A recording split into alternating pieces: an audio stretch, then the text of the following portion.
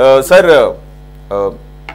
మాజీ వెంకటేశ్వరులు గారు అంటే మీరు అడ్వకేట్గా కూడా ఉన్నారు కాబట్టి ఇప్పుడు ఈడీ కూడా కోర్టుని ఈ కేసిరెడ్డిని కస్టడీకి ఇమ్మని చెప్పేసి విచారించాలని చెప్పేసి అన్నదానికి అనుమతించినట్లుగా మనం చూసాము.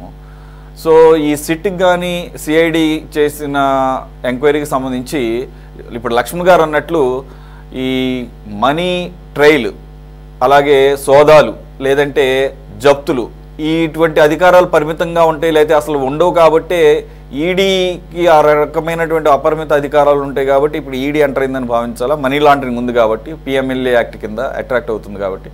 సెకండ్ పాయింట్ వచ్చేసి ఇక్కడ మనం గమనించాల్సింది వీరిద్దరు పర్టికులర్గా బాలాజీ గారిని ఆల్రెడీ ముందు అరెస్ట్ చేశారు A33గా ఉన్నటువంటి, ఇక ఓఎస్డీగా ఉన్నటువంటి కృష్ణమోహన్ రెడ్డి ధనుంజయ రెడ్డి గారు వీళ్ళిద్దరి దగ్గరికి వెళితే ఆల్మోస్ట్ జగన్మోహన్ రెడ్డి గారు భారతి గారి దగ్గరికి వెళ్ళినట్లే అని చెప్పేసి భావిస్తున్నటువంటి పరిస్థితుల్లో వీరు అసలు రాకపోవచ్చు, ఇన్నిసార్లు నోటీసులు ఇచ్చినా అటెండ్ కాలేదంటే వీళ్ళు అబ్స్కాండ్ అయ్యారు, అసలు దేశాలు దాటేశారని కొన్ని అనుమానాలు వచ్చినాయి. కానీ ఎప్పుడైతే బాలాజీ గారిని అరెస్ట్ చేశారో అలాగే at the same time supreme court ఇచ్చినటువంటి రిలీఫ్ శుక్రవారం వరకు ఉండి ముందస్తు బెయిల్ పిటిషన్కి దగ్గర పడుతున్న సమయంలో సుప్రీంకోర్టు వ్యాఖ్యలు మీరు ఇక్కడ అధికారులకు సహకరించండి దర్యాప్తుకి, ఈ లోపల శుక్రవారం వరకు రిలీఫ్ ఇస్తున్నాం అంటాం.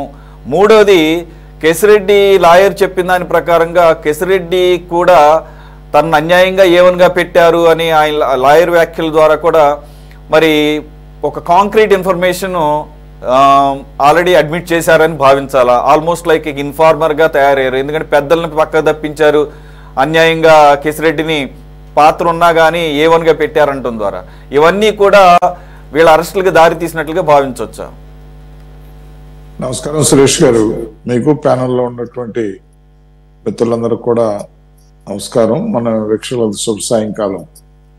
ఇప్పుడు దీని మీద మనకి డిబేట్ల పరంపర కొనసాగుతుంది మనకి ప్రతిరోజు.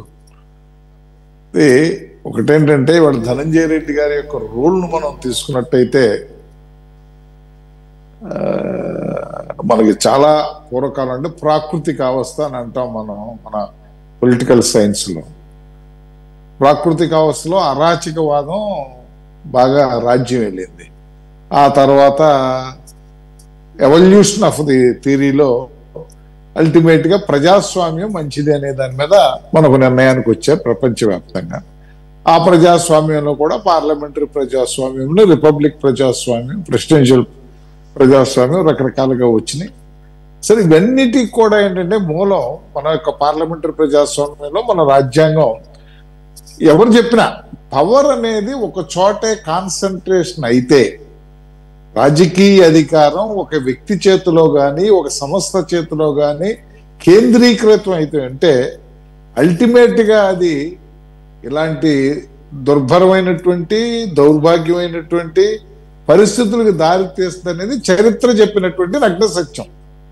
అందుచేతనే మన రాజ్యాంగ నిర్మాతలు పవర్ని ఎక్కడా కూడా కాన్సన్ట్రేట్ చేయనీయకుండా చెక్స్ అండ్ బ్యాలెన్సెస్ రూపంలో శాసన నిర్మాణ వ్యవస్థ, కార్యనిర్వాహక వ్యవస్థ, న్యాయ వ్యవస్థ, వీటిలో ఏది సుప్రీం అంటాక లేదు, ఏది తక్కువ ఒకదానికి తక్కువ ఒకటి అంటాక లేదు, ఒకదాన్ని మించి ఇంకోటి అంటాక కూడా లేకుండా వ్యవస్థను ఏర్పాటు చేయటంలో ఉద్దేశం ఏంటంటే, భారత రాజ్యాంగ నిర్మాతల ఉద్దేశం ఏంటంటే ఎక్కడా కూడా పవర్ అనేది కాన్సన్ట్రేట్ చేయకుండా ఉండాలనేటువంటిది ఫండమెంటల్ సిద్ధాంతం. ఒక రాజకీయ నాయకుడిగా, ఒక పార్టీ అధ్యక్షుడిగా గౌరవ జగన్మోహన్ రెడ్డి గారు ఒకే వ్యక్తికి ఎన్ని పవర్స్, ఇప్పుడు మనం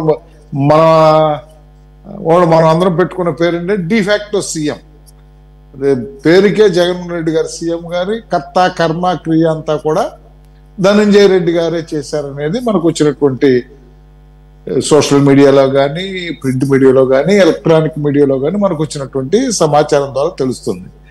కాబట్టి విజయసాయి రెడ్డి గారి యొక్క స్టేట్మెంట్ని మనం పరిగణలో తీసుకున్నట్లయితే, ఏదైతే పార్టీ ఫండ్ కోసం లిక్కర్ పాలసీని మౌల్డప్ చేయాలి, లిక్కర్ పాలసీని మౌల్డప్ చేయడంలో ప్రధానమైనటువంటి ఉద్దేశం అదేంటంటే మన క్రిమినల్లో మెన్సీరియా, ఆ ఇంటెన్షన్ అనేది బలమైన ఇంటెన్షన్, బలమైన మెన్సీరియా ఏంటంటే పార్టీ ఫండ్ని పూలప్ చేసుకుంటాకి లిక్కర్ పాలసీని మనం ఉపయోగించుకోవాలనేది ఒక తీర్మానం అనేది విజయసాయి రెడ్డి గారి సమక్షంలో విజయసాయి రెడ్డి గారి ఇంటి దగ్గర ఆ తదుపరి విజయవాడలోను తీర్మానాలు చేయటం, అందులో పెద్దలైనటువంటి ధనంజయ రెడ్డి గారు, కృష్ణమోహన్ రెడ్డి గారు, విజయసాయి రెడ్డి గారు ఇత్యాదులందరూ కూడా పాల్గొన్నారు అనేది ఇవాళ తేట తెల్లమైనటువంటి సాక్ష్యాధారాల ద్వారా తేట తెల్లమైనటువంటి విషయం.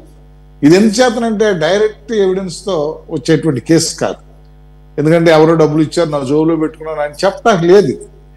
ఇదేంటంటే అంచెలంచెలు, ఇప్పుడు 3 అంచెలు 4 అంచెలు 5 అంచెలు వ్యవస్థలాగా దీన్ని ఏర్పాటు చేసుకొచ్చినటువంటి పరిస్థితి. కాబట్టి మనం మొట్టమొదటి నుంచి కూడా ఏమనుకుంటున్నాం అంటే స్టార్టింగ్ పాయింట్ మద్యం యొక్క పాలసీ స్టార్టింగ్ పాయింట్ అనేది పార్టీ ఫండ్ ను రైజ్ చేయటాకని ఎప్పుడైతే ఒక నిర్ధారణ చేశారో ఆ పార్టీ ఫండ్ అనేది కసిరెడ్డి రాజశేఖర్ దగ్గర నుంచి ఆయన పిఏ చైతన్య దగ్గర నుంచి స్టార్ట్ అవుతుంది. అక్కడ కరెక్షన్ చేసే వ్యక్తి ఆయన.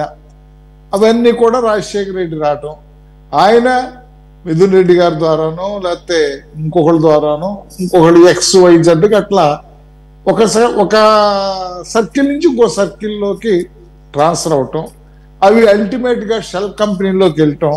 ఆ షెల్ కంపెనీలు అంటే బెంగళూరులో ఉన్నటువంటి జ్యువెలరీ షాప్స్ లేకపోతే ఇతరత్ర షెల్ కంపెనీస్. సరే, ఏది ఏమైనప్పటికి కూడా అంతిమంగా పార్టీ ఫండ్ కలెక్షన్ చేస్తే ఎవరికి వెళ్తుంది? అది పార్టీ అధ్యక్షుడే. ఆ పార్టీని మెయింటైన్ చేసే అధ్యక్షుడే కదా.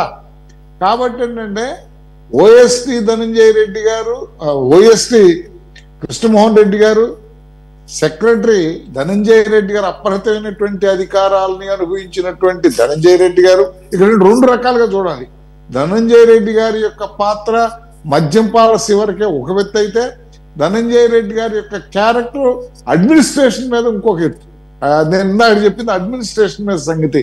ఎందుకంటే సర్వం తానై అన్ని వ్యవస్థలకి తానే హెడ్ అయి డిఫాక్టో సీఎం గా నడిచినప్పుడు జరగాల్సినటువంటి తప్పులన్నీ జరిగిపోతాయి. క్రాస్ చెక్ చేసుకున్నప్పుడు క్రాస్ చెక్ చేసుకోవాల్సిన బాధ్యత ఆయన నియమించినటువంటి వ్యక్తి. ఇక్కడ క్రాస్ చెక్ చేసుకోలేదు. అందుకాకుండా మద్యం పాలసీ ద్వారా పార్టీ ఫండ్ రైజ్ చేయాలనేటువంటి ఆలోచనతో మద్యం పాలసీని తయారు చేశారనే పరిస్థితి వచ్చినప్పుడు వీళ్ళంతా దాంట్లో పాల్పంచుకొని ఆ మద్యం పాలసీలో వచ్చినటువంటి వందల వేల కోట్ల రూపాయల్ని అల్టిమేట్ గా పార్టీ ఫండ్ కి సేకరించడం అంటే పార్టీ నాయకుడి దగ్గర చేరటం అనేది అది అంతర్లీనంగా దానిలో ఉన్నటువంటి మనం వేరే ప్రత్యేకంగా చేయాల్సినటువంటి అవసరం ఏమి లేదు. సో మొట్టమొదటి నుంచి కూడా మనం ఈ విషయంలో ఏమనుకుంటున్నాం అంటే గోవిందప్ప బాలాజీ గారి అరెస్టు జరిగితే గోవిందప్ప బాలాజీ గారి స్టేట్మెంట్ ద్వారా ఎక్కడైతే బికాజ్ ఏంటంటే అంతిమంగా ఆ పార్టీ అధ్యక్షుడి దగ్గరను ఈ ధనంజయ రెడ్డి గారి దగ్గర చేరి ఆ మధ్యలో ఉంది గోవిందప్ప బాలాజీ గారు. అక్కడ ఆయన లింకు. ఆయన వారి యొక్క ఉత్తర్వుల ప్రకారం, మౌఖిక ఉత్తర్వుల ప్రకారం ఆ ఫండ్స్ ని ఎలా లీగలైజ్ చేయాలి, ఎలా షెల్ కంపెనీల ద్వారానో జ్యువెలరీ షాప్స్ ఇంకో రకంగా ఫ్లో ఆఫ్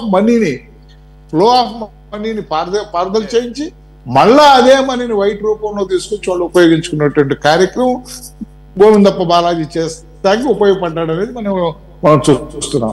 సో అల్టిమేట్ గా the totality of circumstances, direct evidence లేనప్పుడు అన్ని సర్కమ్స్టాన్సెస్ యొక్క అంతిమ కంక్లూజన్ ఏంటంటే, లాజికల్ కంక్లూజన్ ఏంటంటే స్టార్టింగ్ ఏదైతే పార్టీ ఫండ్ ను రైజ్ చేయాలనేటువంటి ఆలోచనతో మొదలైన మద్యం పాలసీ ఆ పార్టీ ఫండ్ రైజ్ చేశారు కాబట్టి రైజ్ చేసిన ఫండ్ ఎక్కడికి వెళ్తుంది? వెళ్ళాలని చోటుకే వెళ్తుంది. కాబట్టి నెక్స్ట్ తలుపులు అనేది తాడేపల్లి ప్యాలెస్ కి తలుపులు తడుతుంది అంటలో మాత్రం ఎలాంటి సందేహం లేదు. ఈ సందర్భంగా ఎవరైనా సరే, మీరైనా నేనైనా ఇంకోళ్ళైనా ఒకే వ్యక్తికి అప్రహతమైనటువంటి అధికారాలు ఇస్తే అది మనం పొలిటికల్ సైన్స్ భాషలో చెప్పనే టెర్రనీకి దారి తీస్తుంది. అదే పరిస్థితి ఈ రోజున జగన్మోహన్ రెడ్డి గారు దాన్ని స్క్రూటినీ చేసుకోలేకపోయారు, చెక్ చేసుకోలేకపోయారు, ఖండించలేకపోయారు. On the other hand Jaganmohan Reddy గారి ప్రమేయంతోనే ఈయన సెట్లో పాల్గొన్నాడు, ఆయన కోసమే పాల్గొన్నాడు, ఆయన తరఫునే పాల్గొన్నాడు.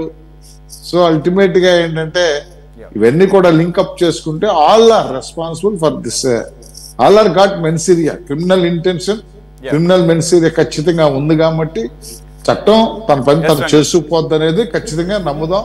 సరే మీరు అన్నారు మనీ లాండరింగ్ అనేది, ఖచ్చితంగా కూడా ఇంత అమౌంట్ ఏదో ఇప్పుడు ఏదో 33,200 కోట్లు అంటున్నారు, కానీ అది కరెక్ట్ కాదు, ఇంకా చాలు. ఎందుకంటే మనమే అనుకున్నాం 90,000 చిల్లర కోట్ల రూపాయల్లో క్యాష్ ట్రాన్సాక్షన్స్ 90% క్యాష్ ట్రాన్సాక్షన్స్ ఉన్న, మిగతా 10% డిజిటల్ పేమెంట్స్ జరిగినాయి. అంటే డిజిటల్ పేమెంట్స్ ని ప్రోత్సహించమని ఈ మొన్న గవర్నమెంట్ లో లాస్ట్ 2019 to 24 గవర్నమెంట్ లో అత్యంతమైనటువంటి ప్రాముఖ్యత ఇచ్చినటువంటి సెంట్రల్ గవర్నమెంట్ లోగా ఈ దేశం యొక్క పాలసీనే మన పెద్ద నోట్ల యొక్క రద్దు చేసి మొత్తం అంతా కూడా ఈ బ్లాక్ మనీని కానీ ఎక్కడైతే ఇది పెరిగిపోయిందో అన్అకౌంటబుల్ మనీ అనేది కూడా బయటకు తీసుకురావన్న ఉద్దేశంతోనే పెద్ద నోట్ల రద్దు అనే మాట ఏదైతే అన్నారో, అలాగే ఇలాంటి పరిస్థితుల్లో ఈ ఇంత డబ్బు వేల కోట్ల రూపాయల డబ్బు పారుదలగా ఫ్లో అయింది కాబట్టి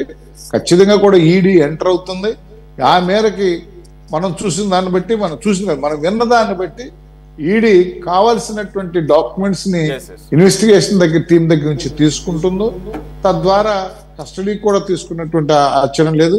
ఇవన్నీ కూడా ఒక్కటి మాత్రం ఇక్కడ మనం గమనించాల్సింది ఏంటంటే కూటమి ప్రభుత్వంలో ఏదో రాజకీయ కక్షతో కాకుండా చేసే పనిని ఒక పద్ధతి ప్రకారంతో నిర్దిష్టమైనటువంటి పద్ధతిలో వెళుతుంది అనేది మాత్రం ఖచ్చితంగా నమ్మాలి మనం. అది నమ్మటానికి కూడా నమ్మే విధంగా కూడా ఉంటుంది కాబట్టి అది అల్టిమేట్ గా ఆ విధంగా ప్రయాణం చేస్తుంది అంటలో ఎలాంటి సందేహం లేదు. Right sir.